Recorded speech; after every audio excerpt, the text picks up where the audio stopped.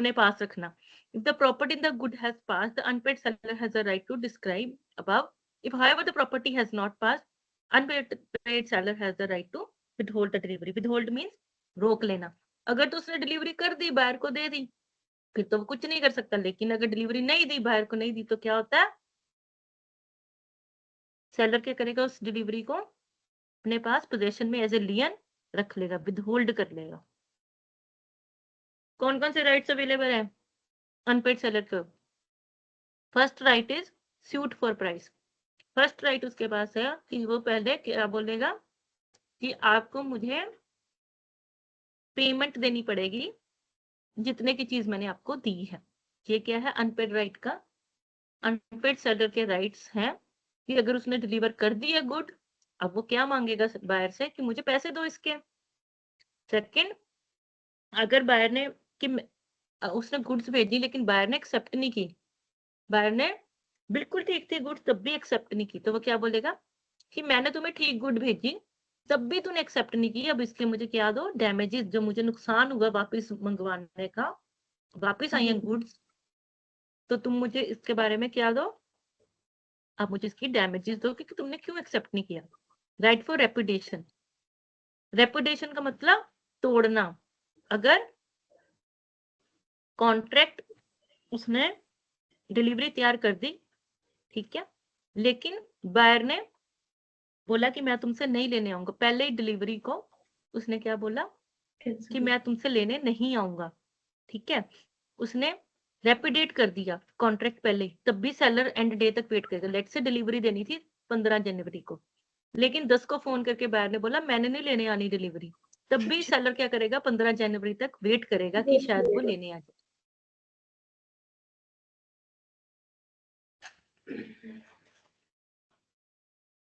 अगर वो लेने नहीं आया अपनी गुड्स को, तो क्या माना जाएगा, कैंसल। ये कॉन्ट्रैक्ट क्या है,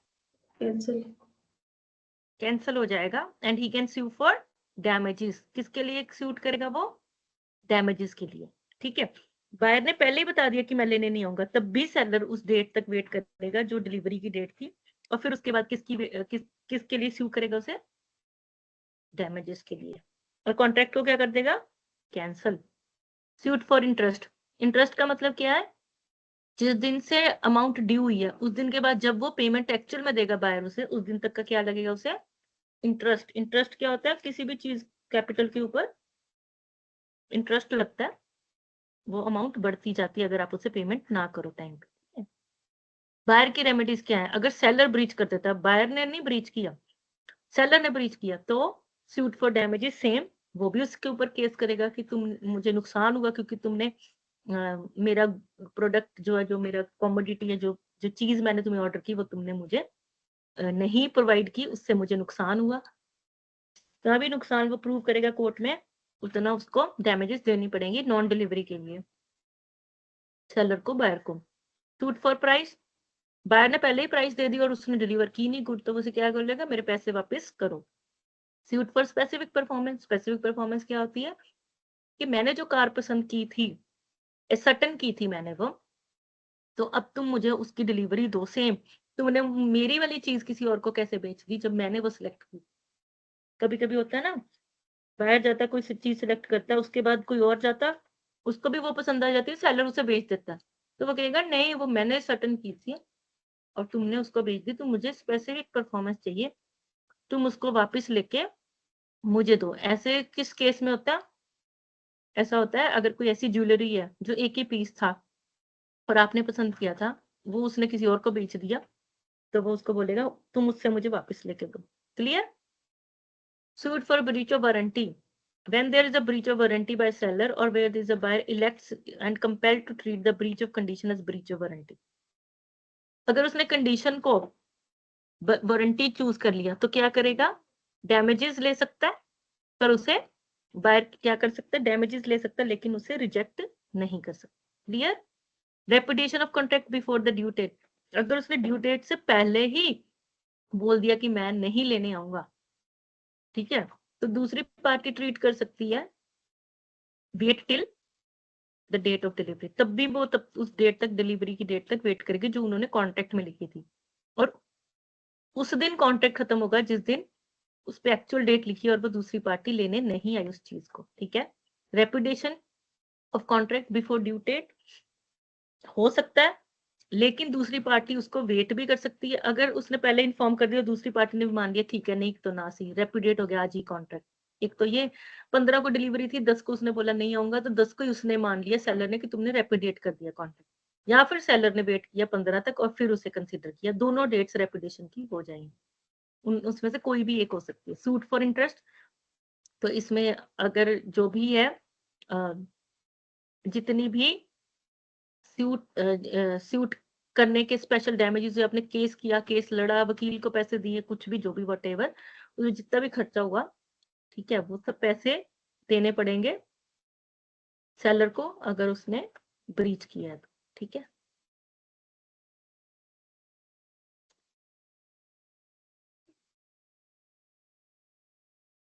क्लियर है सबको? इसे कहते हैं सेलर्स राइट, राइट। उसमें लियन का राइट, पोजेशन का राइट, ट्रांसपोर्टेशन, ये सब आ जाएगा, ठीक है। और रेपुटेशन का वही है। और दूसरी तरफ आएगा ऑक्शन सेल। ऑक्शन सेल क्या होती है? ऑक्शन को कहते हैं नीलामी। क्या कहते हैं ऑक्शन को? नीलामी करना। 64 होता है ऑक्शन सेल। इसमें क्या होता है? When the goods are put up for sale in lots, each lot is a prima facie deemed to be a subject of separate contract of sale. तो जब भी गुड्स होती हैं वो सेल के लिए होती हैं, तो हर लॉट जो होता है वो एक सेपरेट कॉन्ट्रैक्ट ऑफ सेल होता है। सेल कब कंप्लीट होती है? When the auctioneer announces its completion by fall of hammer. कैसे होती है? हमने टीवी में देखा कभी कोई भी, वो कहता है 3 बारी हैमर को मारता है और तब ऑक्शन कंप्लीट हो जाती है। इसके बाद उसका कोई प्राइस चेंज नहीं होगी, कोई उससे ज्यादा नहीं कर सकता, उससे कम नहीं कर सकता। बिड होती है इसमें, राइट। इसमें उसका रिजर्व होता है, राइट, राइट।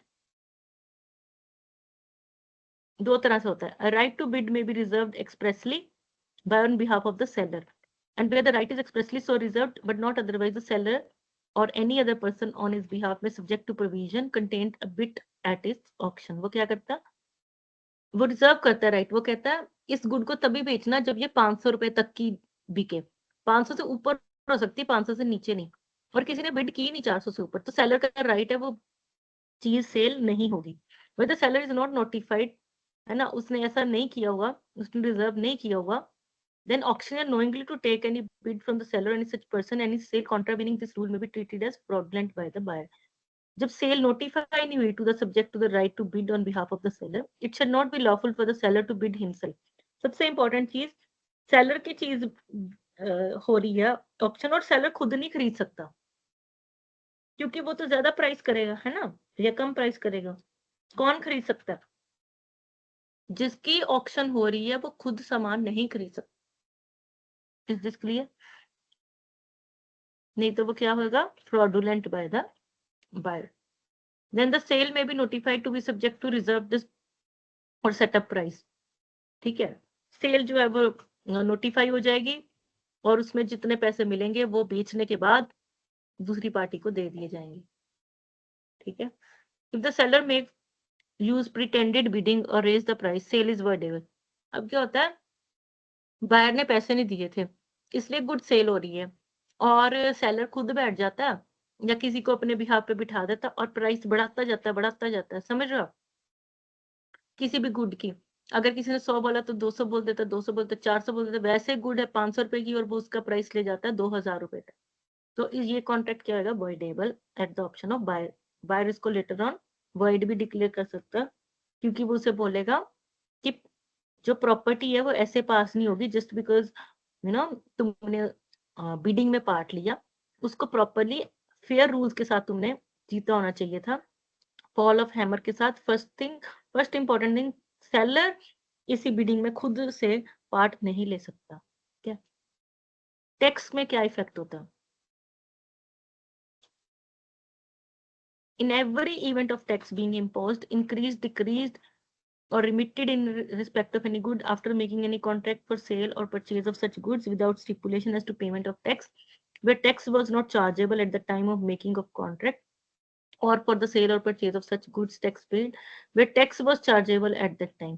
अगर टैक्स तब दे दिया जब वो डील कर रहे थे, बाद में उसकी प्राइस कम या ज्यादा हो गई, तो फिर उस केस में टैक्स इंक्रीज हो गया या टैक्स पेबल हो गया, सेलर में at that much contract price as equivalent to the amount to be paid. कैसे होता है? फॉर एग्जांपल, जब आप किसी गुड को देते हैं, हम देखा है कभी स्लिप, जब आप रेस्टोरेंट में खाना खाने जाते हो उसी टाइम पे उस पर टैक्स ऐड हो जाता है, राइट? बट लेटर ऑन क्या हुआ, सेल और परचेज कंप्लीट नहीं हुई, टैक्स चार्ज नहीं हुआ, और बाद में उसका जो गुड्स टैक्स है या सेल्स टैक्स है बाद में लगना है, लेकिन वो टैक्स जो है वो उसके अकॉर्डिंगली टैक्स चार्जेबल उस टाइम पे कुछ और था, अब कुछ और है।